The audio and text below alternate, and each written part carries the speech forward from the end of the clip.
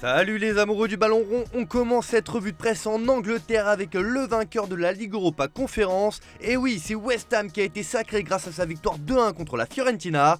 Forcément, cette équipe fait la une des journaux outre-Manche, c'est le cas du Daily Mail qui rend un bel hommage à ces Hammers qui entrent dans l'histoire. Gloire européenne pour West Ham alors que Bowen frappe à la fin du match, souligne le quotidien. Ce gardien ne dit pas autre chose et parle de ces Hammers en or. David Moyes considère la victoire en Europe comme son plus grand moment, rapporte le très sérieux journal britannique. Enfin, le Daily Mirror souligne que l'attente de 43 ans de West Ham pour un trophée majeur est terminée. Moyes entre dans la légende en remportant une Coupe d'Europe. Une sacrée performance pour le club anglais. Forcément en Italie, la défaite est terrible pour la Fiorentina qui a pris un coup sur la tête avec cette contre-attaque éclair à la 90e minute. La presse italienne rend hommage à cette équipe mais parle de la douleur de la Viola.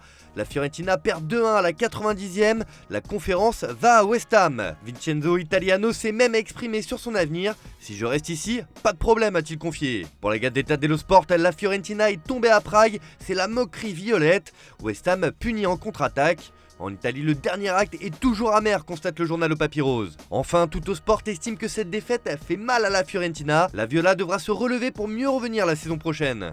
Allez, on ouvre une grande page mercato dans cette revue de presse et on commence par l'actualité française avec deux joueurs du PSG qui sont dans le viseur du Sporting comme l'annonce Ojogo sur sa une. En effet, il s'agit d'El Shaddai Bichabou et Hugo Ekitike. Selon le quotidien sportif portugais, les deux joueurs pourraient être inclus dans le deal avec Manuel Ugarte qui devrait s'engager sous peu avec le PSG. Le défenseur pourrait venir pour remplacer Gonzalo Inacio, très courtisé cet été, alors que l'attaquant est considéré comme une cible attrayante et un scénario de près d'un an similaire à ce qui s'est passé avec Sarabia en 2021-2022 pourrait satisfaire les deux parties. Le journal rappelle que l'intérêt du Sporting pour ces deux joueurs ne signifie pas qu'ils sont inclus dans l'accord pour Ugarte, mais il est certain que les relations entre les deux clubs pourraient faciliter les choses. Affaire à suivre. Toujours dans l'actualité du PSG, Christophe Galtier n'a pas encore été démis de ses fonctions officiellement par le club de la capitale, mais le coach français a déjà des touches pour rebondir, et notamment en Ligue 1. Selon la Provence, après le départ de Tudor, l'option Galtier n'est pas exclue. Les dirigeants olympiens avancent dans leurs réflexions concernant l'identité du futur entraîneur. Plusieurs candidats ont déjà été auditionnés,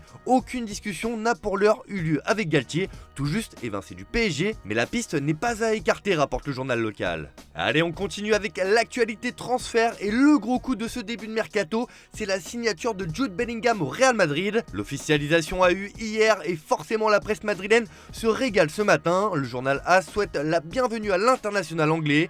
Bellingham conclut son transfert à Madrid. Dortmund informe la bourse de Francfort qu'il recevra 103 millions d'euros plus des variables, rapporte encore le quotidien. Même chose sur la couverture de Marca qui rappelle que le joyau du football européen portera du blanc pour les 6 prochaines années. Mais ce matin, AS nous apprend que le club merengue referme déjà le dossier Harry Kane. Les Madrilènes ne veulent pas de l'anglais en raison de son âge et de son prix. Tottenham serait encore bien trop gourmand puisque l'opération dépasserait les 115 millions d'euros et le joueur demanderait un salaire de 20 millions d'euros annuels, de quoi refroidir largement les dirigeants madrilènes. On reste en Espagne les amis où ça y est, Lionel Messi a tranché pour son avenir comme on vous l'expliquait hier dans le JT.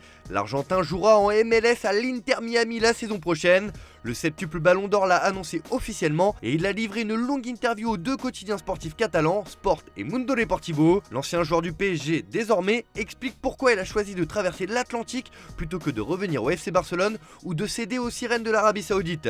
Je ne retournerai pas à Barcelone parce que je voulais prendre ma propre décision concernant mon avenir. Je ne voulais pas revivre ce que j'ai vécu il y a 2 ans. C'était très dur et j'étais furieux. J'aimerais un jour avoir des adieux comme ceux de Jordi Alba, Busquets, Iniesta ou Xavi. Je le mérite. Je vais à Miami pour vivre le football d'une autre manière, pour ne plus être sous le feu des projecteurs et pour profiter davantage du quotidien.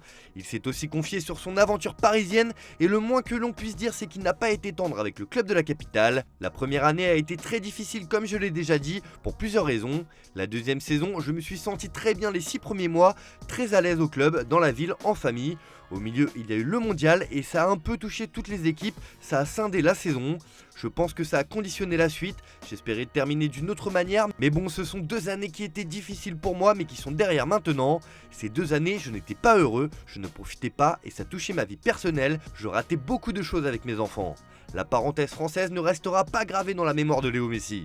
Forcément, cette décision de rejoindre les États-Unis secoue la planète football.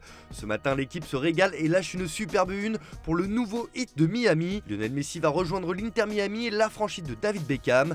Le champion du monde n'a pas donné suite à l'offre mirobolante de l'Arabie Saoudite et les conditions de son retour à Barcelone n'ont pas été réunies. Dans ses pages intérieures, le Parisien aussi explique pourquoi il n'a pas choisi la franchise américaine. Le Figaro Sport revient aussi sur les déclarations de la Pulga sur son passage à Paris. Courtisé par le Barça et l'Arabie Saoudite, le septuple Ballon d'Or, qui sort de 2 ans difficiles à Paris, va rejoindre la MLS. Du moins, c'est son intention, même s'il reste encore des détails à régler, rappelle le journal. En Angleterre, The Guardian estime que Messi va être l'idole américaine, alors qu'au Portugal, Abola lâche l'info brute que Messi file en MLS à Miami. Et cela fait même la une en Argentine où le quotidien El Hincha placarde un Miami à l'américaine. Bref, c'est un sacré coup de projecteur que vient de s'offrir la MLS. Voilà, c'est tout pour ce matin, bonne journée à tous, merci de votre fidélité, on se retrouve en fin d'après-midi pour le JT Foot Mercato.